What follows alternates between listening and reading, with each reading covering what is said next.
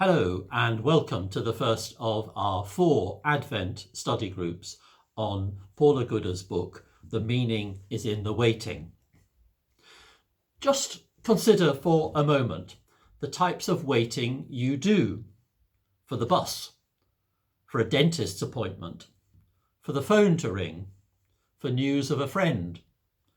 Most of our waiting is fairly short term. We do live in a pretty immediate society. Instant gratification may have taken a bit of a knock in lockdown, but Amazon Prime or Waitrose timed slots still give most of us, most of the time, what we want, probably rather than what we need, pretty immediately. What would waiting feel like, I wonder, as a refugee waiting to go home, sitting in a refugee camp for years, as a victim of war, waiting for the noise, the nightmare to cease, as a person with locked-in syndrome, desperately waiting to communicate, as a person waiting to die. I can't even begin to imagine what such waiting may feel like. Advent's often described as a season of waiting. Traditionally, a disciplined, penitent season of fasting. And you will, of course, not be surprised to know that I am truly disciplined about it, for I don't start eating mince pies until Advent Sunday. But it's as if the waiting of Advent is all about waiting for Christmas, yet that's only half, or even less than half, the story. Of course, it is about preparing to celebrate the feast. But as Christmas itself now seems to extend from Remembrance Sunday to Boxing Day, have we, I wonder, just lost that battle altogether? For we're not just waiting for Christmas. Absolutely not. We're waiting for the coming of Christ. Yes, which occurred in Bethlehem, in a stable or a cave through the Blessed Virgin some 2,000 years back. Yet, even more significantly, we're waiting for the renewed coming of Christ at all times and in all places. Listen, if you will, to Bach's cantata Wachet auf, ruft uns die Stimme, to the very introduction, which he wrote for the 27th Sunday after Trinity, that is the last Sunday of the Church's year.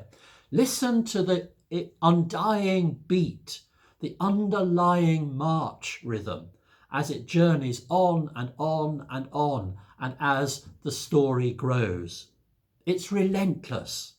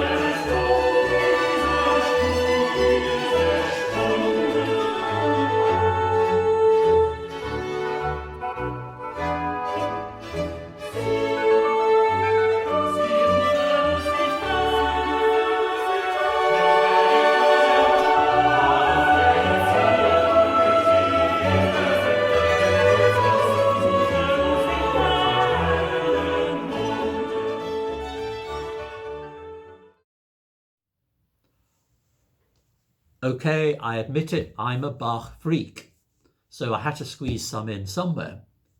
But my point is that in crying, "Awake, awake," the voice shouts out, Bach is not only a fabulous musician, but is also proving himself as an able theologian. For we are being asked to be active, alert, in waiting and waiting for the coming of the Christ now and in every time, here and in every place. That's the whole point of his relentless rhythm. In other words, journeying with God, waiting, which is not static, but is moving, journeying, accompanying the Spirit of God right now and always, right here and everywhere. On and on and on. This is, of course, Abraham and Sarai's story in their, 30 years or so journeying, not knowing where or how or with whom, not knowing how the presence of God would be fulfilled, but living, expecting that it would. Okay, yes, Abraham and Sarai were presumably nomadic, so pulling up the guy lines and moving on when pasture was grazed out was just part of everyday life. But 30 years over against 4 weeks is an altogether different type of waiting. As Abraham and Sarai journey with God, accompanying God, the promise must inevitably have seemed to them to grow faint. But that's the point. Wrestling with what is promised and what is experienced is the pilgrim path for all of us. Holding together the promise and the experience, the tension, is our very activity. Living out the promise in the midst of the experience is the way, the heart of living as a member of the body of Christ. These stories of Abraham and Sarai, ancient, fragmentary, edited and redacted many times, don't give a simple linear picture. They appear as a chronologically perfect storyline, but their mythic and cultic significance can't entirely eclipse what is underneath a very tricky account, more questions than answers. But perhaps it is the final part of this account, the sacrifice of Isaac, or rather the non-sacrifice of Isaac, which is most troubling for us today. The beloved future, Isaac, whose very name means laughter. So did Sarah laugh when she heard of her pregnancy. Was it joyfully, cynically, questioningly? Who knows? Poor love, and that at the age of 80. The beloved future of promise. Now, in the light of this call to sacrifice, even that seems so fragile. The story is very strange and very dark. Why would God require this? Why would Isaac seem to agree? Why would Abraham or Sarah even countenance the idea? Or is it to show that God rejects human sacrifice and violence and bloodlust? I know where my sympathies lie.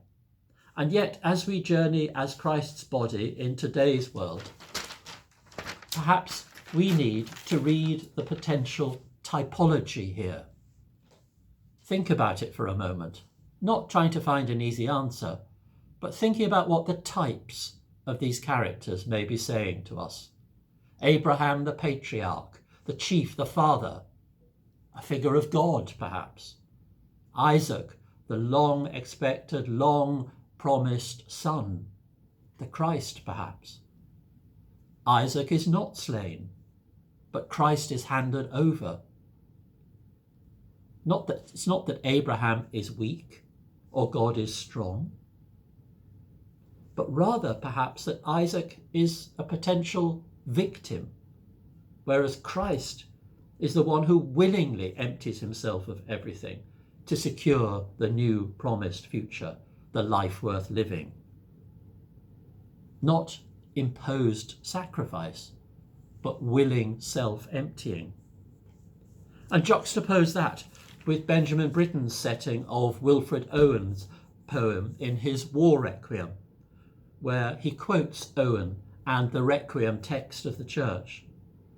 We might say, in light of the First World War, as Britain does, or indeed as in light of COVID and the many other tragedies of the 20th and 21st centuries, this speaks of a type again.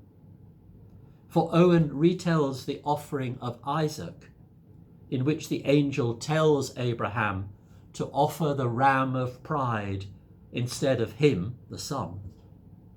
And he writes, "But the old man would not so, but slew his son, and half the seed of Europe one by one." Where's that leading us today? Demanding sacrifice or willingly self-offering? It's this accompanying, this journeying tension we're called to live in, always, everywhere, not only in Advent. Risking the present moment for the promised future. Risking love now, with all its costs, for a different future, for resurrection life. Waiting as journeying from the already to what is to come. Indeed, helping it to come. That's living in the very fullness of God, but it's living in a very costly human manner. What are we waiting for? Thanks for listening.